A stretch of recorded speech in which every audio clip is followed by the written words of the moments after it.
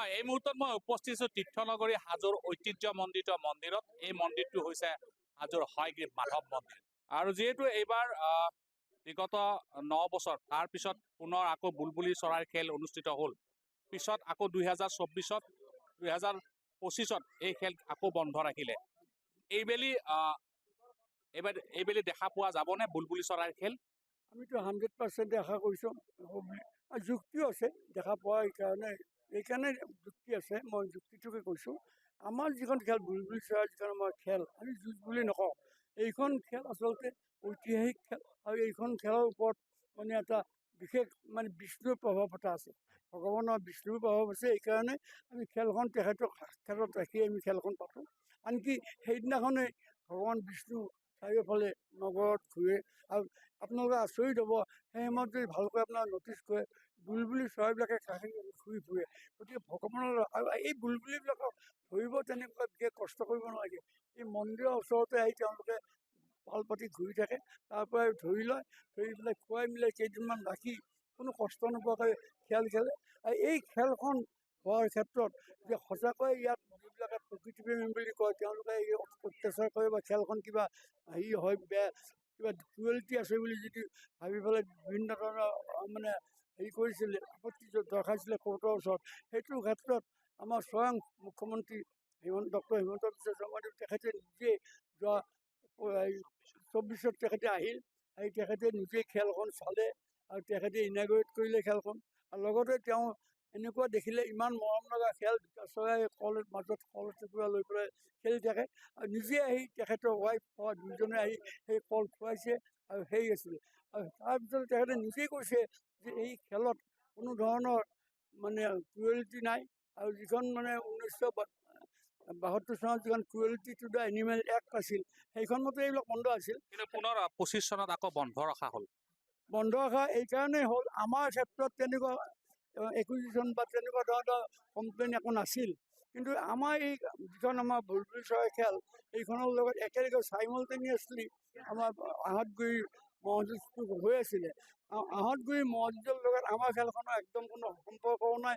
তেওঁলোকৰ এখন বেলেগ মহবিলাক যুঁজায়, মহবিলাক যুঁজোৱাৰ পিছত তেওঁ তেজ ওলায়, শিং ভাঙে, কষ্ট পায়, আনকি গঁৰালবিলাককো কেতিয়াবা জখম লয়। কিন্তু আমাৰ বুলবুলি খেলখনত স্বয়ং মুখ্যমন্ত্ৰীয়ে কৈছে যে ইয়াত কোনো ধৰণৰ হেৰি নাই, কোনো ধৰণৰ ইয়াত এইবাৰ নিশ্চিত খেল হ'বই। এইবিলাক খেল নিশ্চিত হ'ব আপোনালোকে সদায় গম পাইছে। ইতিমধ্যে আমাৰ মাননীয় মুখ্যমন্ত্ৰী তেখেতে কৈছে আহঁতগুৰিৰ যিখন মহযুঁজ সেইখন খেল হ'ব বুলি কৈছে। সেইখন খেলত তেনেকুৱাকৈ আমাৰ এই ক্ষেত্ৰত গোটেই দায়িত্বটো আমাৰ পীযুষ হাজৰিকা মন্ত্ৰী দিছে।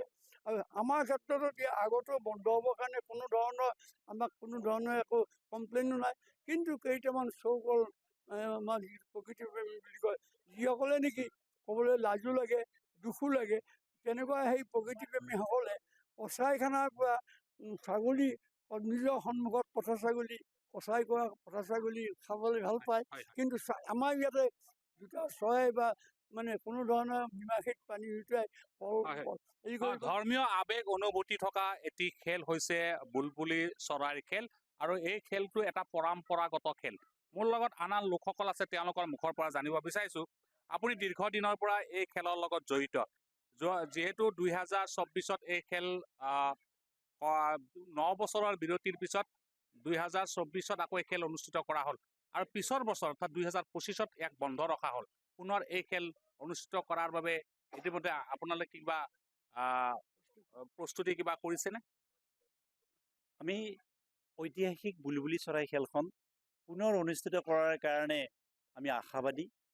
কাৰণ কিয়, এই খেলখন বন্ধ হৈছিল দক্ষিণৰ জালিকাট্টুক লৈ এটি মহামান্য উচ্চতম ন্যায়ালয়ে ৰায়দান কৰিছিল।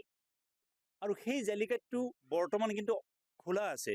কাৰণ কিয়, তামিলনাডু চৰকাৰে ব্যৱস্থা ল'ব পাৰিব বুলি মহামান্য উচ্চতম ন্যায়ালয়ে এটা ৰায়দান দি থৈ দিছে। আৰু এইটোৱেই নহয়, সমগ্ৰ ভাৰতবৰ্ষত যিবিলাক ট্ৰেডিশ্যনেলি খেল হয়, সেইবোৰ ৰাজ্য চৰকাৰবোৰে অৰ্ডিনেঞ্চ জাৰি কৰি হ'লেও খেলবোৰ অনুষ্ঠিত কৰিব পাৰিব বুলি ৰায় এটা দি থৈ দিছে। আৰু তাৰ ওপৰত ভিত্তি কৰি 2024 চনত অসম চৰকাৰৰ অসমৰ মাননীয় মুখ্যমন্ত্ৰী ডক্টৰ হিমন্ত বিশ্ব শৰ্মাৰ নেতৃত্বত কেবিনেটে এটা সিদ্ধান্ত লৈ আমাৰ আহতগুৰিৰ মহযুঁজ আৰু হাজোৰ বুলবুলি চৰাই খেল অনুষ্ঠিত কৰাৰ এছঅপি জাৰি কৰি হ'লেও অনুমতি প্ৰদান কৰিছিল।